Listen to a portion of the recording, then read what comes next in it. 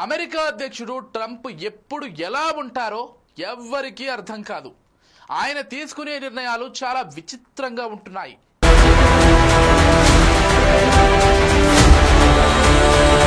అప్పటి వరకు పొగడ్తలతో ముంచెత్తుతారు, అంతలోనే టారిఫ్ల పేరుతో దించేస్తారు.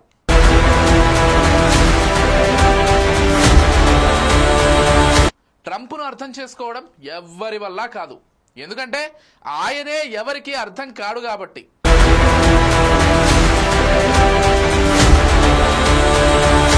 రష్యా నుంచి చమురు దిగుమతి చేసుకుంటున్న భారత్పై అక్కసు వెళ్లగక్కుతున్నారు.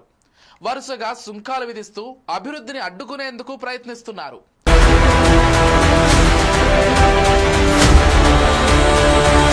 అగ్రరాజ్యం పెద్దన్న పాత్ర పోషించాల్సింది పోయి తానే కావాలని గిల్లి కజ్జాలు పెట్టుకుంటూ తన ఇమేజ్ను డ్యామ్ చేసుకుంటున్నారని పలువురు ఎక్స్పర్ట్స్ ఆరోపిస్తున్నారు.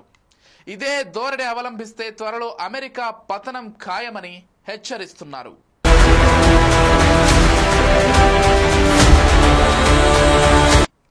ఇకపోతే ట్రంప్ సుంకాల ఎఫెక్ట్ ఏపీలోని ఆక్వా రైతులపై పడింది.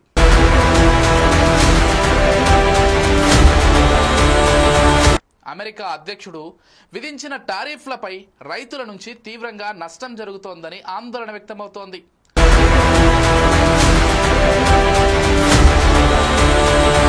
ఇప్పటికే ధరలు పడిపోయాయని చెబుతున్నారు.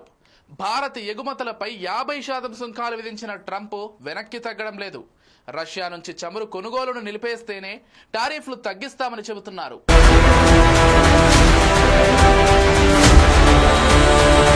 ట్రంప్ నిర్ణయంపై ఆంధ్రప్రదేశ్ ముఖ్యమంత్రి చంద్రబాబు ఆగ్రహం వ్యక్తం చేశారు. వికసిత్ భారత్కు ఎన్ని అడ్డంకులు వచ్చినా వెనక్కి తగ్గేది లేదని చెప్పారు.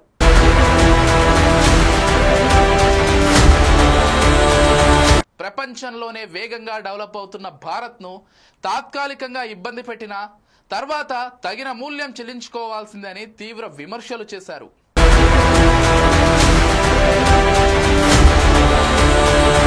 భారత్ సేవలు ప్రపంచానికి అవసరమన్నారు. 2047 నాటికి ఇండియా ప్రపంచంలోనే 3వ అతిపెద్ద ఆర్థిక వ్యవస్థగా మారుతుందన్నారు చంద్రబాబు.